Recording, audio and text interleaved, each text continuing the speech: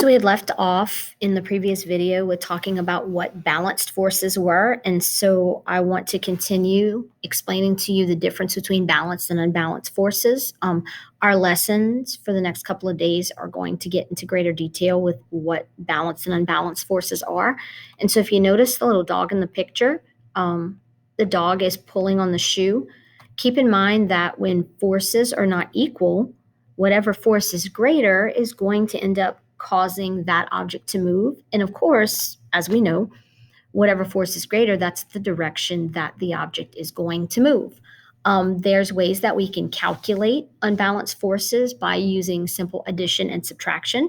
Of course, when the forces are in opposite directions, we can actually subtract, and whatever direction the greater force is in, that's the direction that the object will move, as in the dog pulling the shoe right here.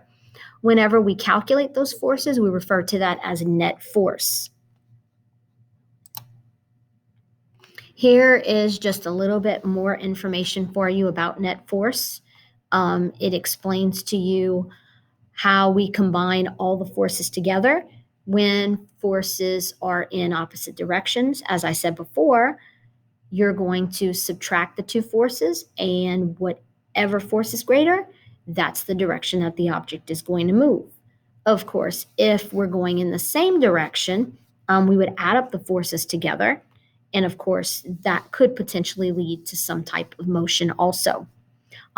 Feel free to pause this video as you continue listening and going through it, so that way you can type in your answers to any of the notes. Okay? Here's a quick example. It says here that the boy is pushing the chest with the force of 200 newtons. So he's pushing in this direction, and the girl is pulling with the force of 150 newtons. So she's actually pulling in the same direction that he's pushing. They're both moving the chest to the left.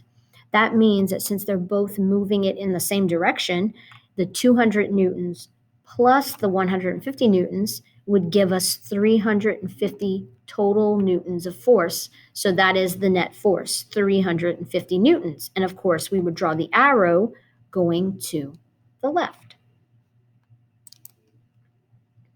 Now we're going to look at different contact forces. All contact forces is exactly what it says. It's forces that come into contact with each other. We usually refer to most of our contact forces as the forces where we're in contact with a surface. So think of friction. We have a few types of friction. And as you know, friction can turn motion into heat. If you ever rub your hands together like this, you know that it does produce warmth. That is due to friction. And so I want you to take a moment and take a look at these different types of contact forces. These are 4 of the types of friction that are common: rolling friction, fluid friction, static friction, and sliding friction. All of these types of friction keep us grounded with our surfaces. Thankfully, they do. Static friction keeps us standing and walking. Rolling friction keeps our vehicles on the road. And then we also have fluid friction, which can occur whenever you're in the water. And you can often feel, if you swim, you'll know that there's some type of friction. Also, air resistance is considered fluid friction too. And of course, sliding friction would just be a little bit different from static friction in terms of you're just sliding across the surface.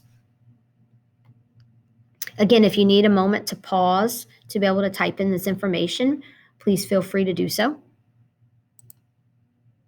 Buoyancy, if you think about being in water, especially, buoyancy is that upward force that you feel that makes objects want to float. Of course, density does affect that. If something is more dense than water or any liquid, then of course, buoyancy is not going to be as great. We always have gravity pushing down, but buoyancy in a fluid is a lot like the normal force pushing up on us when we're on the land.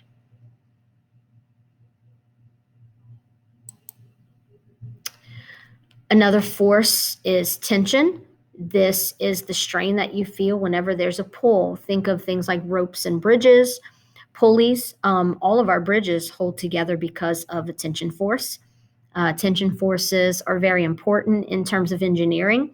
They are a lot of times what hold very tall buildings together. And of course, as I said before, bridges also.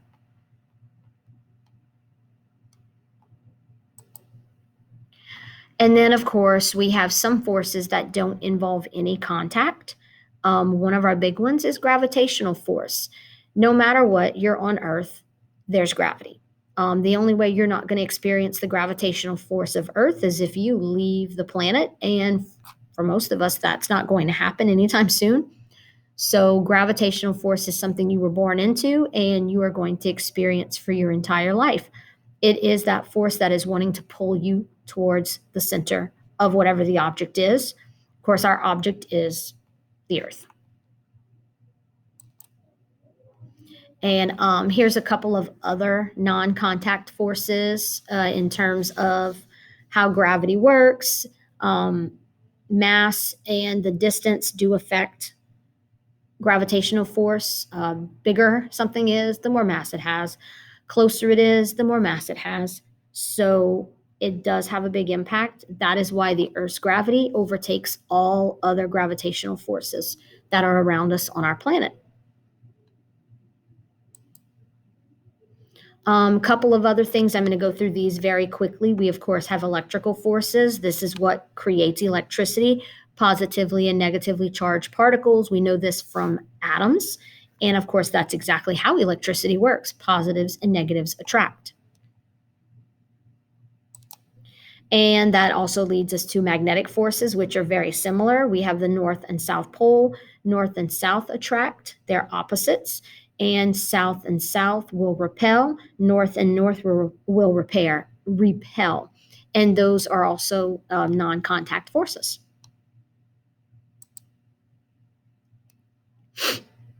And of course, just to kind of sum things up, don't worry about the sum it up questions right away, but you can take some time to look over those whenever you have a moment. Just think about all these different forces and how they affect us every day, because we're going to look at some of those forces closely as we start getting into some of our activities. We're going to start with balance and unbalanced forces. And then, of course, we're going to get into speed, velocity, acceleration, and talk about how motion happens because of these forces. Whenever you have a chance, you definitely can go ahead and take care of those sum it up questions. And you're welcome to go backwards and go through this video if you need to get any more information for your slides.